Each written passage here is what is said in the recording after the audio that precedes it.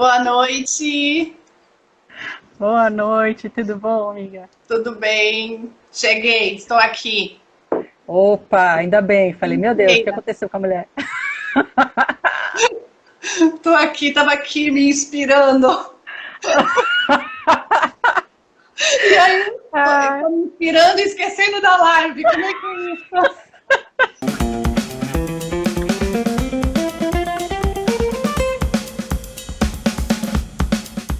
obrigada, Ana, por estar aqui, Obrigada, Beth. por aceitar participar dessa loucura agora que estão sendo as lives, né? E a gente Não teve que é entrar na onda, né? Porque a gente verdade. precisa estar em contato com as pessoas, estar em contato É, com os leitores, então a gente entrou na onda das lives também. sem dúvida, uma E oportunidade. então, e a gente está vendo exatamente assim, como uma oportunidade, um modo de se reinventar e de aprender mais coisas, né? Porque a gente está aqui, afinal de contas, para isso, para sempre aprender mais. Gente, não sei se todos conhecem a Ana. A Ana é uma escritora de prosa e poesia. Ela é autora de dois livros físicos, né? Porque tem uma novidade aí pintando que a gente vai falar mais para o finalzinho.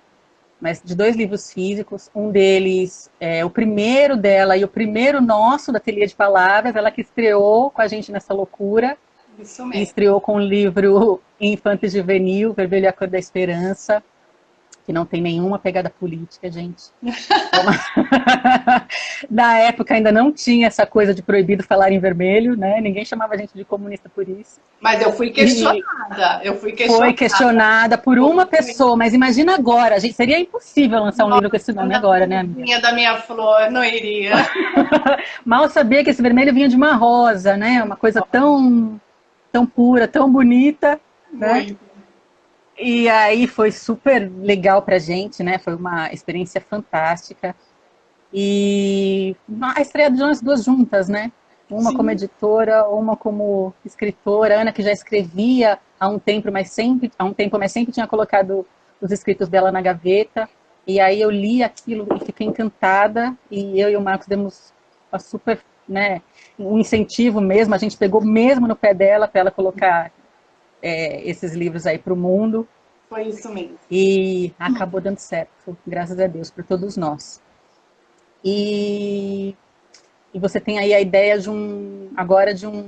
de livros em PDF, né? Livros virtuais. Depois no final a gente vai falar, vai Isso. explicar para as pessoas como fazer para elas terem acesso. Mas vamos lá, vamos começar. Ana, como é que é essa história da arte para você? Você acha mesmo que a arte salva? Como é que é isso? Ah, sem dúvida. A arte salva, minha amiga, e salva mesmo, né? A arte ela é o respiro, né? Eu digo assim que a arte ela vem como um respiro. E nesse momento que a gente está vivendo tudo isso e que é uma pressão para todo mundo, é, estamos mesmo aqui na luta, somos combatentes e apesar de nós estarmos aqui nesse momento, um momento tão bonito, tão pleno, tão repleto de luz, porque a gente está falando de algo que eleva, né? Pelo menos é o propósito dessa noite, é falar de uma arte que salva, uma arte que vem para elevar, né? A arte vem como um respiro. Ainda mais neste momento. Eu acho que isso está emergindo de uma forma muito intensa. E não só emergindo nas ações, os artistas se colocando, mas emergindo internamente, emergindo no interior, no autoconhecimento, né? Então, eu não tenho dúvida de que muita gente está despertando para a sua própria arte nesse momento. É uma grande oportunidade, né? E nós que já estamos aqui caminhando, né, nela, estamos aqui já nessa luta há um tempinho, isso está emergindo cada vez mais, né? Está vindo, está sendo mais latente ainda. E para mim hoje a arte ela vem tão forte nesse sentido aí libertador, nesse sentido de cura mesmo, Beth, sabe? Porque a arte, nós estamos num momento agora que a gente está pensando na questão do ar, né? porque a gente traz aí a imagem de um vírus que vem falando sobre isso, né? A questão do ar. E aí a gente pode sim associar a arte como respiro, a brisa suave, e que muitas vezes é uma ventania, e uma ventania muito forte. Porque para ela salvar, ela tem que desconstruir muitas vezes. Para Muitas salvar, vezes. a gente precisa se desconstruir muitas vezes. Então, e isso é uma escolha. Isso é uma escolha, né? Encarar a arte, vivenciá-la e aceitá-la na sua vida é uma escolha. Dentro, exatamente por esse caminho, Ana, você acha que todo mundo é capaz de fazer arte, de produzir arte? Como é que você pensa isso? Eu acho que não dá para a gente limitar, não, nem todo mundo, né? Porque assim, a humanidade, ela tá aí. A humanidade, o ser humano é repleto de potencialidades, né? Cada qual tem as suas habilidades, cada qual tem a sua potencialidade, cada qual tem o seu jeito, o seu temperamento, personalidade. Então, assim, eu acredito, sim, que criar, que manifestar a arte, sim. Agora, realizá-la é uma outra questão. Porque realizar a arte depende de você fazer primeiro a sua escolha e se determinar a realizá-la. Aí é trabalho. É, Aí é muito é, trabalho. a gente vê muito isso, né? Que algumas pessoas, a gente percebe, né? Talvez nem todas digam com todas as letras isso, mas algumas pessoas enxergam essa coisa de produzir arte como se as pessoas que produzem fossem eleitas, né? Sim. Como se fosse uma coisa glamurosa, uma coisa por sorte, a pessoa nasceu com aquilo, e por trás não existe nenhum esforço, nenhuma disciplina, né? É como se aquilo naturalmente viesse. É óbvio que a inspiração naturalmente vem muitas vezes, mas Sim. se a gente nos colocar disponível ali para ela, é difícil de concretizar, é difícil de realizar. Ela tem que, a inspiração tem que encontrar a gente pronto para o trabalho, né? Exatamente. Disciplinado para isso. E eu acho que nesse sentido você é muito mais disciplinada do que eu. Você tem uma produção assim muito constante. Eu admiro muito essa sua disciplina, assim. Você me contando alguns detalhes do seu cotidiano que às vezes você está muito cansada, mas você coloca na cabeça que você precisa fazer aquilo como qualquer outro trabalho, assim. Eu acho isso admirável, essa sua determinação. E você fala muito de inspiração, né? Como é que é essa sua prática do criar? Como funciona isso para você? Então, Beth, é assim mesmo como você falou, né? A gente já conversou várias vezes e você sabe como é. Para mim é assim. Eu entendo o que acontece comigo de uma forma muito natural. Mas talvez pela minha personalidade, o meu temperamento, né? Eu sou uma pessoa que me dedico. Então, eu entendi o meu propósito. Eu entendi o meu propósito e quando eu entendi, compreendi esse propósito, eu trouxe isso como uma responsabilidade, como um compromisso, como uma tarefa. Então, muitas vezes realmente eu estou cansada, porque é natural, é humano, eu sou igual a todo mundo, né? Essa é a minha habilidade. E aí eu estou me colocando à disposição para ela. E muitas vezes eu estou muito cansada, mas assim, essa inspiração vem e é essa voz interior que eu me conheço, que eu sinto, né? Ela está aqui, ela é dentro de mim, ela é minha essência, né? Então nós juntas nos tornamos uma única voz. E muitas vezes, por exemplo, eu vou fazer um vídeo e na verdade, eu não estava nem afim de fazer aquele vídeo, né? Porque o vídeo tem um compromisso de você tem todo um, né, um Uma formato, estética, né? Minimamente, uma estética estética, minimamente preparada, né? né? Então, assim, e eu vou lá e faço. E às vezes eu escrevo minutos antes. Aí é o ato de escrever e é o ato de fazer aquele vídeo, de organizar de forma simples, tal, mas ele acontece. E muitas vezes é assim, Beth, às vezes é assim, é um vídeo ou é um áudio. Então, eu sinto que aquele poema, a frequência daquele poema, a força dele está para o ouvir.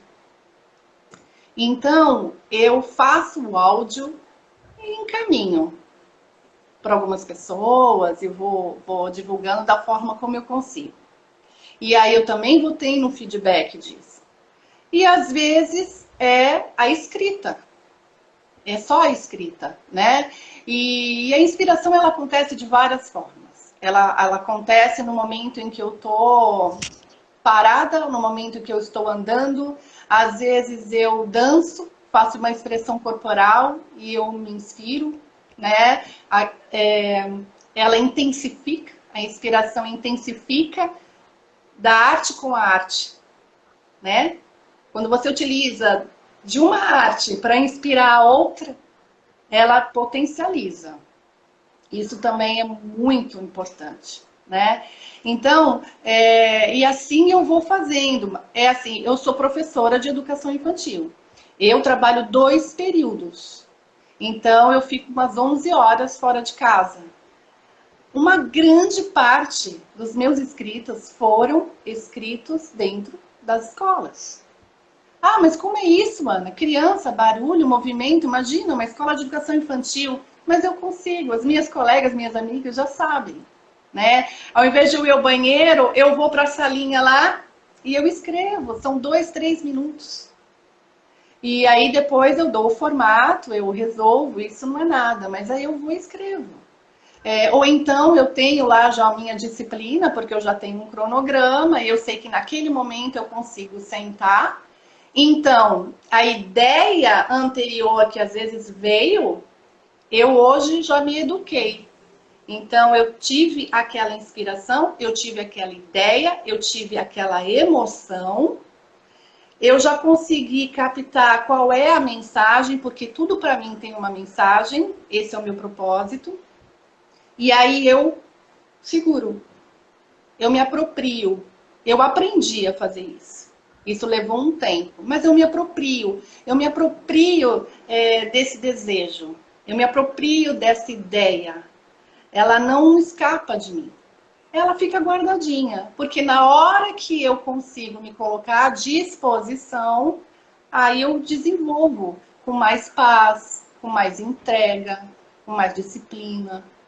Então, é muito empírico. Mas você se condiciona, né? Você de alguma maneira tem esse domínio, vamos dizer assim, do como fazer, né? Você já entendeu como você se processa. Mas e as pessoas que ainda não entenderam isso, né? Porque eu acho que cada um tem um jeito de produzir, né? Eu, por exemplo, às vezes eu sempre com uma ideia, quando eu termino sai uma coisa que eu nem esperava. O Marcos já fica com aquilo na cabeça, fica ruminando aquilo e quando ele se senta, sai de uma vez, assim, ele escreve de uma vez, que nem fotografia.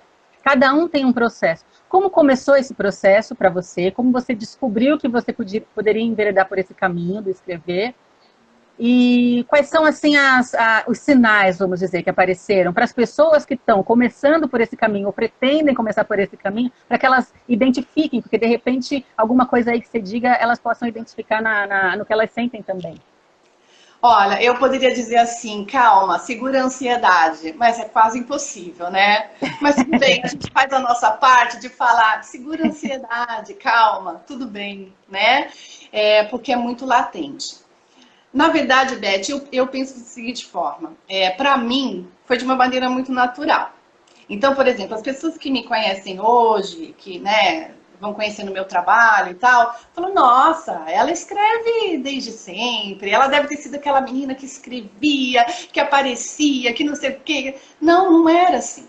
Né? Eu era uma criança muito alegre, mas eu era muito tímida.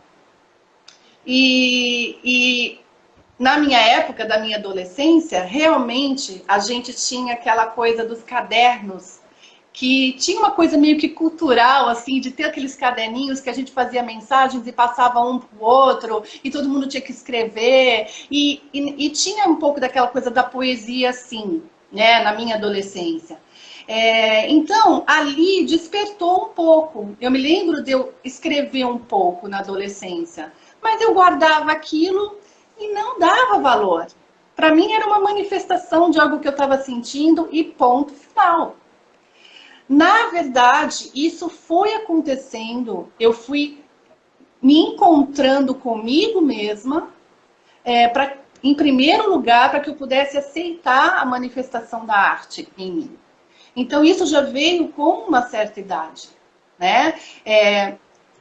Eu tive um momento lá em 2003 que eu sentei e escrevi o Vermelho, a Cor da Esperança. Eu escrevi. Então, como que aconteceu para mim? Veja só a matemática, né, dessa inspiração para que eu não desistisse. Porque eu não tinha dentro de mim aquela certeza de que eu queria ser uma escritora ou ia ser uma autora. Não, isso não existia. Mas o desejo de sentar e escrever. E saiu um livro, a Fábula.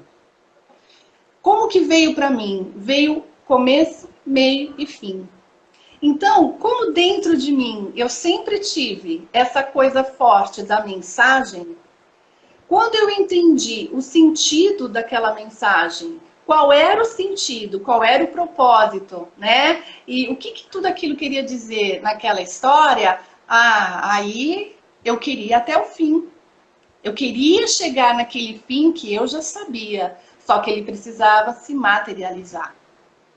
Então, veio de uma forma que eu não desistisse, porque talvez se eu tivesse que ir descobrindo, talvez eu desistisse, porque eu não tinha um propósito tão certo dentro de mim.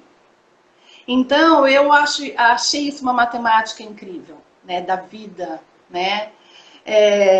E aí, então, eu escrevi Vermelha, Cor da Esperança, escrevi A Chave que Abre o Coração e escrevi uma outra história, que é uma terceira que está guardada ainda. Mas ainda não chegou. Guardadinhas, né? Esperando o momento delas. Mas veio essa força de uma vez só, assim, foi uma atrás da outra. E aí foi o tempo, elas ficaram guardadas, porque eu ainda não acreditava. Eu não acreditava, mas tinha um chamado dentro de mim. E aí depois, Beth, a gente foi vivendo, foi, né, tendo essas experiências, até que o dia vocês se colocaram. E eu já estava trabalhando com a poesia, eu já estava começando a trazer a poesia para a minha vida, quando a gente resolveu se unir e publicar o primeiro livro. Então, como foi esse momento da transição da prosa para... Desculpa, eu te interrompi. Não. Então, pode continuar. Nesse momento de transição da prosa para a poesia, como é que você percebeu isso, assim? Porque, às vezes, a gente escreve prosa. O André Argolo, que é um poeta também que lançou um livro com a gente, que é um amigão nosso, ele disse uma coisa interessante, assim, que, às vezes, a prosa é muito poética também. Sem né? dúvida. E aí, eu sentia isso já na sua prosa. Quando você escreveu as histórias, aquilo era tudo muito poético. Quando você teve esse estalo, assim, de que você poderia fazer a poesia em si, vamos dizer assim, a poesia mais ortodoxa, sei lá se é essa palavra, mas a poesia mais propriamente dita, vamos dizer. Então, Beth, porque hoje eu já compreendo melhor isso, né? Mas ali atrás, o que acontece? Eu me apaixonei pela poesia. É como se eu tivesse, assim, eu tinha que experimentar um pouco de cada coisa para eu ir encontrando e me achando e descobrindo o meu próprio eu, né? Aquilo ia saltando para mim. E aí eu fui trabalhar com a página O Sarau de Pensamentos, e trabalhando com o Sarau de Pensamentos eu pegava umas imagens e aí eu pegava poemas de escritoras, né? E aí eu ia me apaixonando pela página, pelo conteúdo, por tudo aquilo que existia na poesia, no poema. E aí, com o tempo, eu fui entendendo que a poesia, ela condensa. Então, o que acontece? Eu tenho uma possibilidade de produzir mais e de alcançar mais mensagens. Porque eu tenho essa necessidade de produzir. Eu crio muito. E a poesia, ela me facilita isso. Eu consigo escrever eu consigo produzir, ela consegue ser rápida. E eu consigo entregar, ofertar. O que talvez escrever vários livros por um único objetivo, um único tema, um único fechamento, é incrível, maravilhoso, eu tenho essa experiência, assim como você, mas no meu caso, a poesia, ela é fluxo. É tudo muito latente, é visceral. Você Então, sabe, você sabe que a Madeleine Alves, que é uma também poetisa, cineasta, santista, minha amiga linda, um beijão para Madeleine, ela fala exatamente isso, assim, que se ela for guardar toda a criatividade dela, toda a criação só para esse produto, só para o livro, ela acha que muitas coisas vão se perder, que não necessariamente ela precisa se condicionar. Achei interessante que vocês, duas poetisas, têm essa mesma necessidade, assim, de não depender, vamos dizer porque assim, a né, gente de um vê veículo. muitos poetas se perdendo. Muitos poetas, eu conheço alguns, que esperam e que não sabem muito bem o que fazer e são talentosos. Porque a poesia, ela não espera. A poesia, ela tem uma força que ela é água. Ela vai. É assim que eu vejo a poesia. A poesia, para mim, ela é força, ela é fluxo, ela é movimento. Né? Então, assim, aquela ideia, talvez cultural, antiga, não sei, que para mim não é assim, então eu tenho até dificuldade de entender como as pessoas pensam sobre a poesia, né? Mas eu vejo isso e já ouvi, né? Uma dificuldade, assim, mas eu não entendo.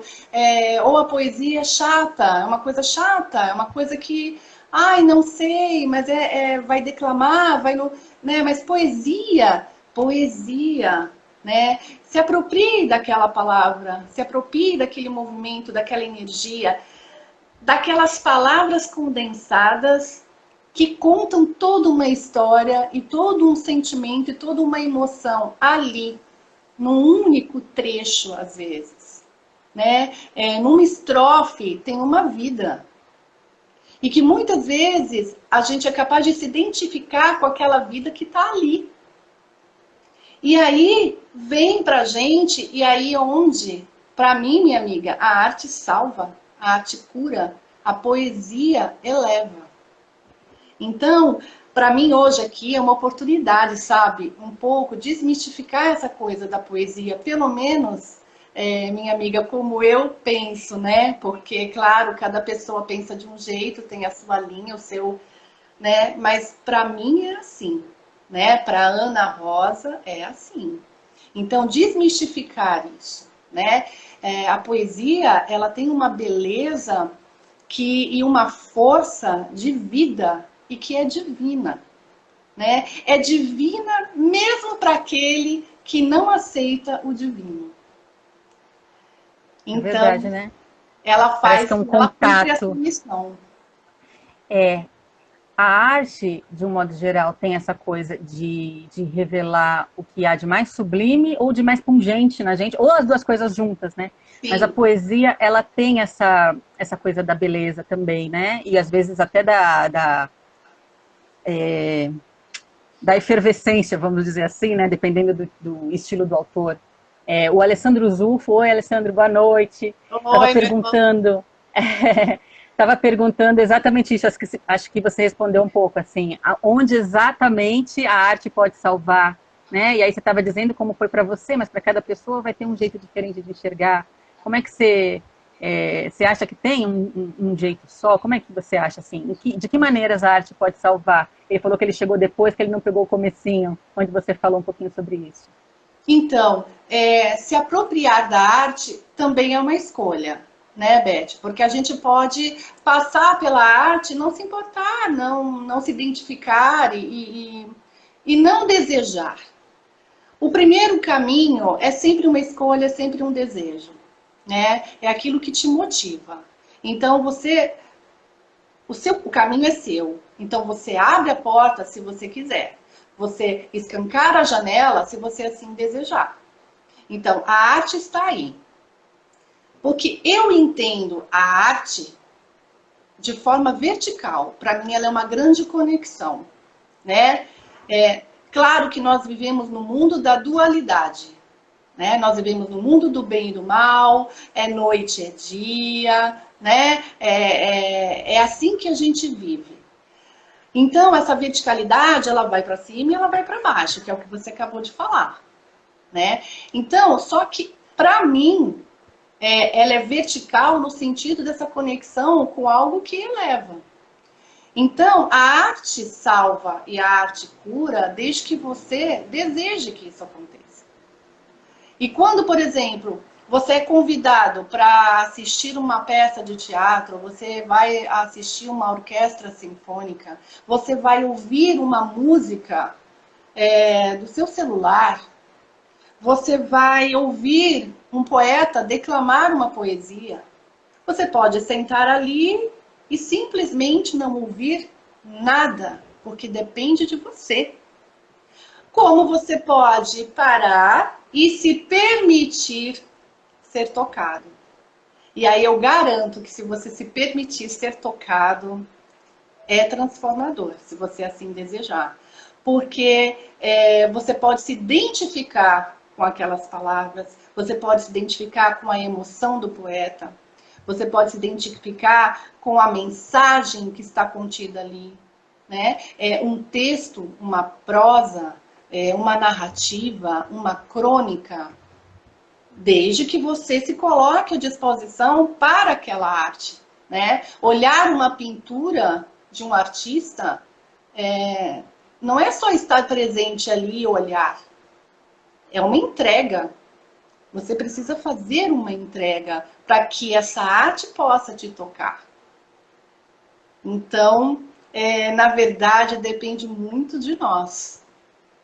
Não é um trabalho passivo, embora pareça, né? Não é passivo, não é uma conexão passiva, né? Precisa ter essa disposição mesmo. Essa sintonia, vamos dizer, né? Eu queria agradecer ao Fábio Granville, que está concordando aqui, dizendo que fazer arte dá trabalho, porque precisa de alma. Foi maravilhoso, meu amigo. Quero agradecer a presença também da... Ah, tá vendo aí? Já é uma ideia. Nossa, vai arrasar.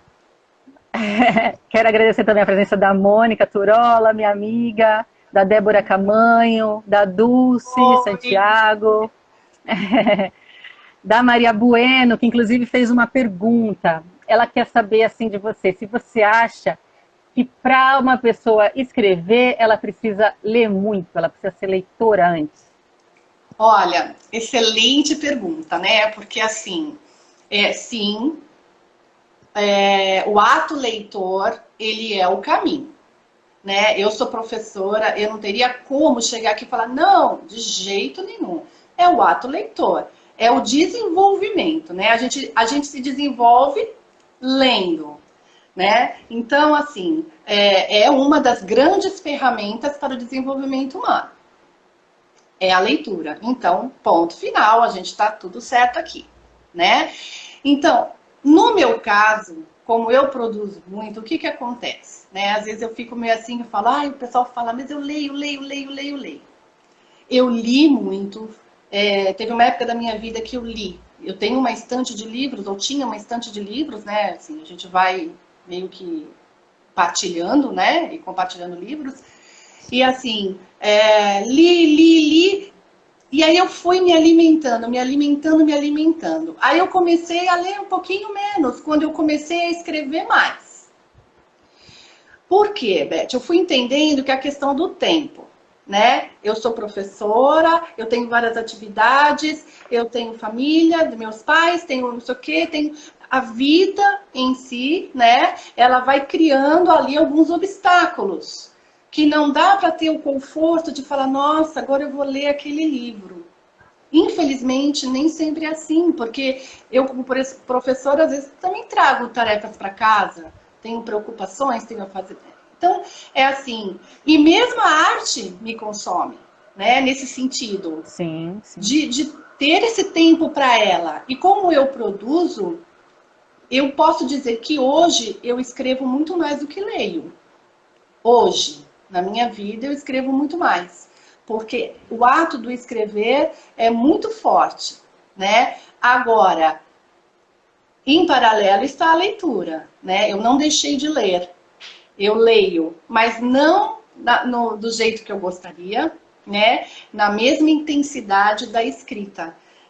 Na verdade, isso é uma característica minha, né? Como acontece comigo. Mas o ato leitor, ele é fundamental, não tem nem o que se falar. É bem isso mesmo. A gente, infelizmente, não tem todo o tempo que a gente gostaria para ler, né? Eu acho difícil um escritor que não seja antes um leitor, que não tenha sido em algum momento da vida, ou continue sendo um leitor muito voraz, né? Mas realmente, agora talvez, eu ia até uma pergunta que eu queria fazer mais um pouquinho para frente, mas já que você entrou nesse assunto, você acha que o distanciamento social ele ofereceu, de algum modo, essa oportunidade maior para a gente de conseguir ter mais tempo para leitura? Ou você acha que o fato de a gente estar em casa não quer dizer nada? Que a gente vai arranjar desculpa para não ler? Como é que está isso para você? Não, eu acho assim, mesmo em meio à minha rotina, que é uma rotina assim, eu levanto 5:30 da manhã, entro às 7 na escola, primeiro período, depois trabalho o segundo período à tarde, e aí depois eu volto para casa, e assim, aquela loucura. Eu consigo escrever e consigo me organizar para aquilo que eu vou me propondo fazer com a arte. Vai fluindo, vai acontecendo. Eu muitas vezes estou muito mais cansada, mas a arte não deixa de se manifestar na minha vida, né? Porque eu fiz essa escolha. Mas o distanciamento social, claro, não dá para negar que é a questão do tempo, né? Me ajudou a ter um pouquinho mais de tranquilidade para elaborar, para sentir, para escrever, para se colocar, né? Então, assim, a questão do tempo não tem como negar, né? Me deu e me favoreceu, vamos dizer assim, apesar de uma situação que nós jamais desejaríamos isso, mas não dá para negar que o tempo, ele é um senhor benevolente para quem cria, quem produz, né? Quem lê, quem escreve. É desafiador quando a gente não tem esse tempo para realizar. É desafiador, muitas vezes é frustrante. Às vezes eu não sei como para você, mas eu até acredito que sim. A gente dá uma oscilada, dá uma quedinha, porque Sim. é um mundo, tanta coisa, e aí a gente tem que administrar tempo a tempo, né? Porque a vida é assim, e a gente está aqui de acordo com ela, né?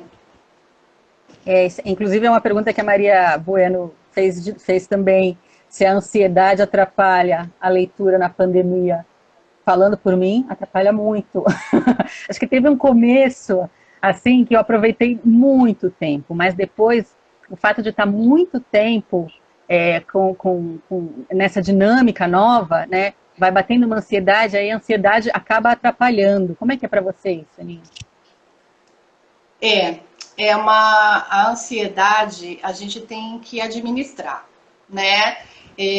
Tem que respirar. É importante respirar, é importante parar. Quando se percebe ansiosa, tem que procurar fazer até outras coisas, né? Às vezes não é nem aquele momento de produzir, de criar, é de fazer outras coisas. Eu, nessa época aí, né, agora de isolamento, de distanciamento, eu resgatei meu teclado de 20 anos atrás, né? E aí é quando eu falo para você que é a arte ajudando a arte, né? Falei, nossa, meu teclado não estava funcionando, não sei o que, eu consegui fazer ele funcionar porque eu consegui ter esse tempo de parar, olhar para ele, percebi que ele existia e que ele era importante para mim, para esse processo meu terapêutico, de criação, seja o que for, né?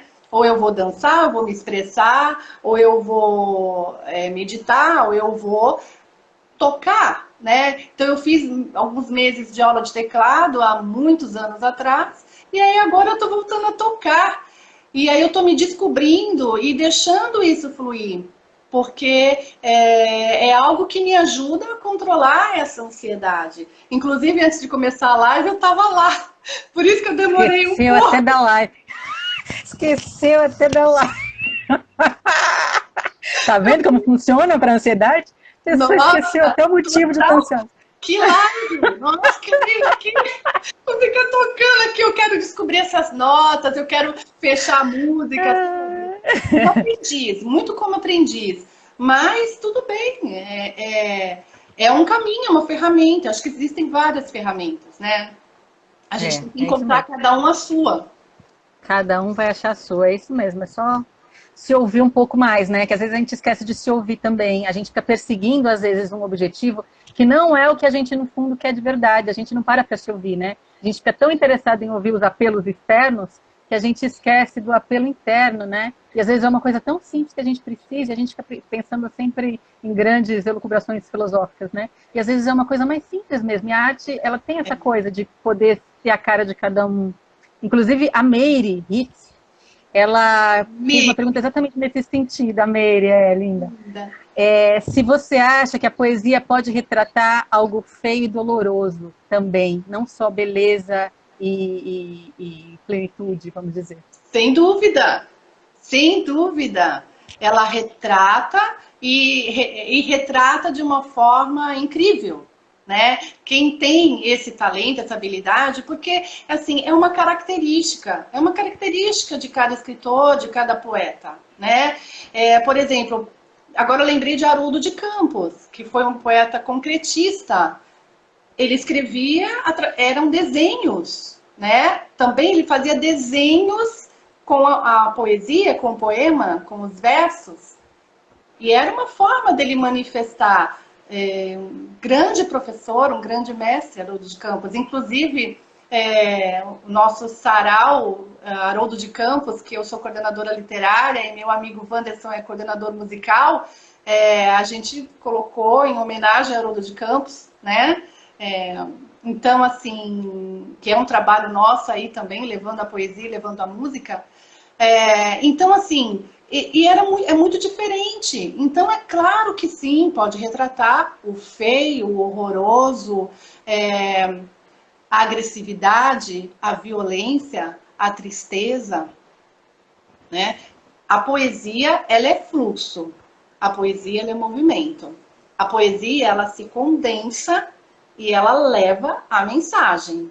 Aí, cada qual, né, a utiliza da forma, da maneira como o seu ser encara, ou como sente, ou como encara mesmo, né?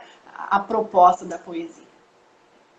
Cada um calça a sua luva, né? Cada um vai adaptar aquilo que vai calar mais forte. Eu não tenho como, assim. Para mim, a poesia, eu preciso que ela eleve, eu preciso porque é o meu propósito e é o que eu sinto.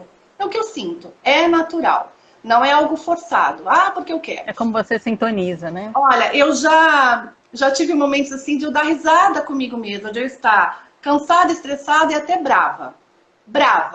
Então, eu vou escrever, tô brava, tô indignada com alguma situação, porque eu sou humana e eu fico indignada assim. E aí eu pego lá e começo a escrever, me dá vontade. Eu falei, vou chutar o balde e ainda vou publicar. Vai sair uma coisa, todo mundo vai dizer, mas olha lá, Ana, nossa, que coisa. Aí eu fui e escrevi.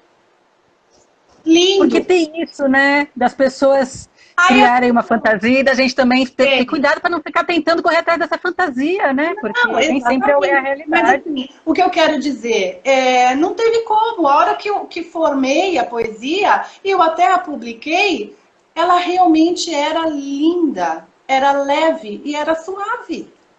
Mas para você foi escrita num momento de tormenta. De tormenta. Então, assim, eu não faço isso. É natural, né? E assim, eu não sou iluminada por causa disso. Eu não sou, sabe, um ser fora do mundo por causa disso. É um propósito. E esse é o meu. E eu aprendi a aceitar. Você até falou lá atrás, assim, o que as pessoas que querem escrever, começar, tal... Para mim, a palavra é aceitação, Beth. Sabe? É aceitar que você tem algo importante para ofertar para o mundo. Esse é sempre o primeiro caminho. Quando você aceita isso dentro de você, porque nem sempre a gente aceita, a gente vai fazendo de conta, a gente vai levando, a gente vai rebolando e não aceita. Não é verdadeiro, né? É uma luta interior. Mas quando a gente fala, não, eu aceito, tá bom, eu me rendo, vamos lá. Aí vai. E tudo vai no tempo certo. Até porque a gente tem um ideal de que escrever é uma coisa, como eu disse no começo também, para os eleitos, né? E, na verdade, nem sempre, né? Existe a possibilidade de você escrever e como acho que a gente foi crescendo com uma fantasia de que o escritor ele tem um perfil, talvez a gente se amarre um pouco por causa disso, né? Mas se a gente se dedicar e se a gente sente que tem essa possibilidade de externar isso de alguma forma, por que não tentar, né? Eu vejo muita gente dizendo, nossa, eu escrevi tanta coisa, mas eu tenho uma vergonha, né? E talvez realmente a pessoa ainda não esteja madura para as respostas que ela vai ter, e nem sempre são respostas positivas. Isso. Mas assim, começa devagar, né? Começa tentando, porque assim, guardar para si não vai fazer você se satisfazer plenamente como a arte exige que você se satisfaça, porque eu acho que todo mundo que faz de alguma maneira arte tem essa necessidade de se satisfazer plenamente. A gente só consegue se a gente compartilhar isso com os outros, né? Exatamente, né? Eu conheço pessoas que têm muita vergonha, ou se sentem e não querem ficar também presas a isso, né? A questão do escrever é uma luta interior que tem que se respeitar mesmo. É o processo de cada um de nós, não tem nada de errado, né? Na verdade, não existe o certo e errado, existe a lição, existe o caminhar. Né? Então, o importante é que, assim, eu acho que é importante se colocar, se perceber, trazer essa arte, dialogar com ela. Dialogar. O que eu desejo com essa arte? O que eu desejo com essa habilidade? Ou você, arte, o que você deseja de mim? Né? Tem um diálogo aberto, natural, sincero, consigo mesmo e com essa arte que se manifesta, né? Porque tudo que se manifesta não é para o mal, é para o melhor. É que o caminho, ele vai sim exigir algumas coisas que nem sempre nós estamos preparados ou até amadurecidos, né? Então, por isso, sim, no tempo certo. Mas esse tempo chega, desde que a gente deseje, porque a gente pode passar uma vida inteira sem trazer à tona esse desejo, sim. Eu acredito que isso possa acontecer, sim. E aí... E a coisa mais triste, né, para um artista. É triste. Não é? Ir embora e não ver isso no mundo, né? Sem dúvida. Prefiro 1000 vezes produzir, entregar, do que implodir. Guardar. Implodir, é isso mesmo. Uma palavra boa. Acontece, né? Aí adoece. Aonde, na verdade, o propósito da arte é salvar. Exato. Então, mas depende da gente, do nosso caminhar. Verdade. Queria mandar um beijão para Cidinha, nossa apoiadora do Ateliê de Palavras. Cidinha maravilhosa, está em todas, participa. Linda. Nossa, a gente admira demais essa mulher. Beijão, Cidinha. Também mandar uma boa noite para a Josiane Jovita, que entrou e fez uma pergunta. Linda. Que eu acho que é uma pergunta bem legal para a gente encerrar, inclusive, essa parte de perguntas, que a gente daqui a pouquinho já está dando tempo. Olha como passou rápido. Gente, passou muito rápido. A Josiane está perguntando como a Ana Rosa descreveria a escritora Ana Rosa, ou como diria Marília Gabriela, Ana Rosa por Ana Rosa. Eita, Jô, tinha que fazer uma pergunta dessas, né?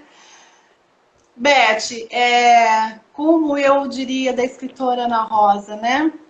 Eu diria que ela é uma apaixonada pela palavra. Apaixonada pela palavra, apaixonada pelo bem que a palavra é capaz de levar. Porque para ela não existe outro caminho que não seja o caminho de uma palavra que venha para elevar. É isso que eu diria dela. Ah, então, para encerrar essa coisa linda que você disse sobre a palavra, que também me é tão cara, você tem uma poesia aí que você gosta muito e que você queria declamar para a gente nesse momento? É, então, porque Vamos assim, lá? essa madrugada eu levantei 2 horas da manhã e me deu um insight que eu me lembrei de Martins Fontes, que eu sou apaixonada. E me emociono sempre que falo dele. E aí lembrei do como é bom ser bom. A arte que salva é aquela arte que vem para o bem. Então, Martins Fontes, ele disse assim pra gente: Tu que vês tudo pelo coração, que perdoas e esqueces facilmente, e és para todos sempre complacente, bendito sejas, venturoso irmão.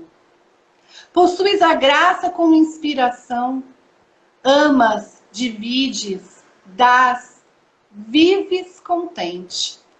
E a bondade que espalhas não se sente. Tão natural é a tua compaixão. Como o pássaro tem maviosidade, tua voz a cantar no mesmo tom, alivia, consola e persuade. E assim, tal qual a flor contém o dom de concentrar no aroma a suavidade, da mesma forma, tu nasceste bom. Martins Lindíssimo. Fontes. Lindíssimo, Ana. Você tem aí uns livros de poesia falando nisso, que em PDF, como vai ser isso? Vai ser disponibilizado para as pessoas? Como é que você está pensando em fazer? Sim, então, isso é algo muito novo. Faz uma semana, 2 semanas que eu montei esses e-books, né?